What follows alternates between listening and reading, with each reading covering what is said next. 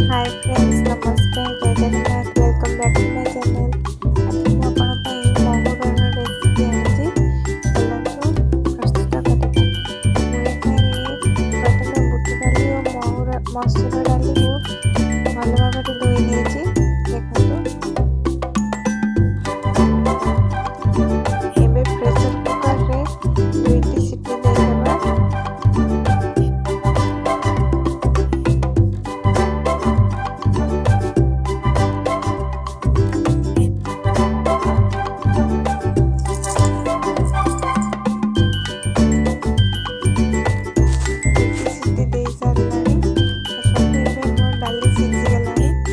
कढ़ी गरम करवा।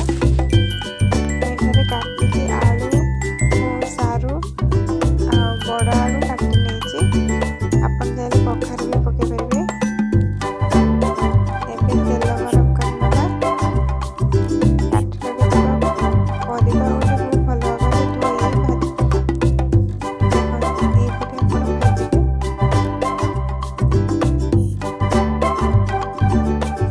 ପରିବା ଗୁଡ଼ିକ ଗୋଲ୍ଡେନ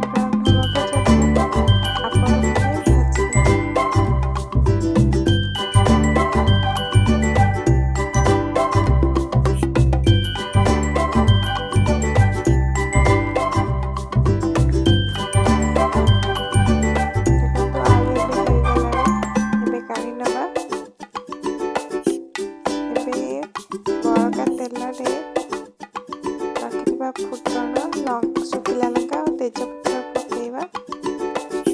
फुटीगला पियाज काटी पियाज पकईकि भल भाव भाजी नवा। देखो यहीपरि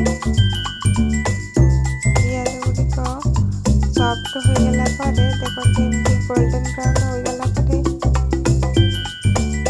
आम बाटी रखिଥିବା रसुण अदा कच्चा लंका पेस्ट को ये पकाइबा।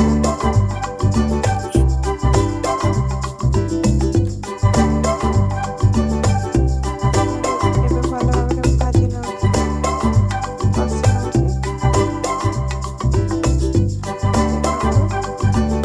तेल छाड़ू पानी भल भाव कषा।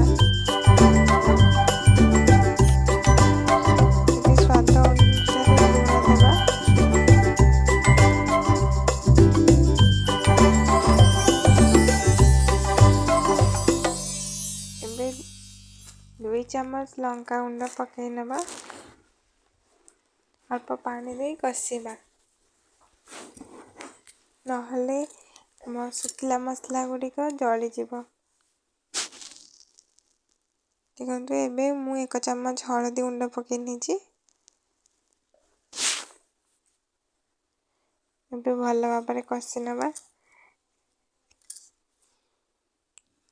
चिकेन मसला पकई नवा।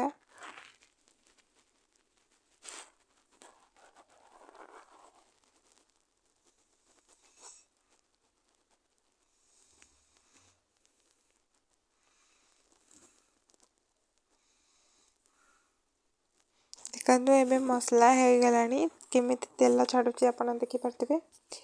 एबे टमाटर पकाई दबा।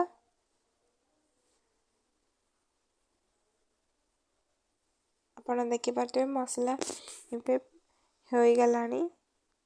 एबे काटी रखिଥିବା परिबा गुडी पकाई नबा ओ कषिबा भल भाव। 2 ରୁ 3 मिनिट एमती परिबा पकई कषिबा भितर आपण सिझे रखिଥିବା डाली गुड़िक आपण पकई नेबे।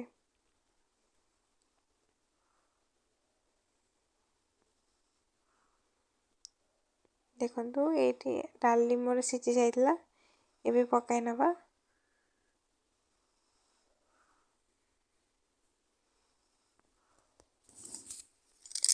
मु एथर एबे प्रेशर कुकर रे तरकारी बसाई नेबी। देखंतु पानी मु दे दीची।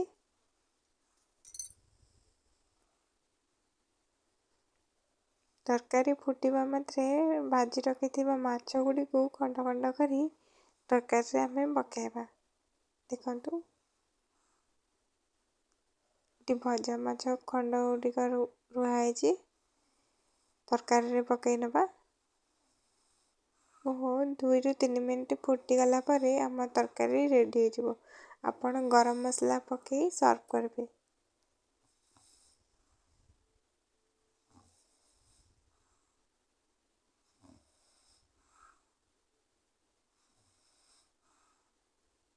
ଏବେ ପ୍ରସ୍ତୁତ ହେଇଗଲା ଆମର ମହୁର। ଦେଖନ୍ତୁ କେତେ ସ୍ୱାଦିଷ୍ଟ ଦେଖାଯାଉଛି। ଆପଣ ଥରେ ଘରେ ଟ୍ରାଏ କରିବେ ଓ କେମିତି ଲାଗିଲା କମେଣ୍ଟରେ ଜଣାଇବେ। ଲାଇକ୍ କରିବେ, ଭିଡ଼ିଓକୁ ସେୟାର କରିବେ, ସବସ୍କ୍ରାଇବ୍ କରିବେ।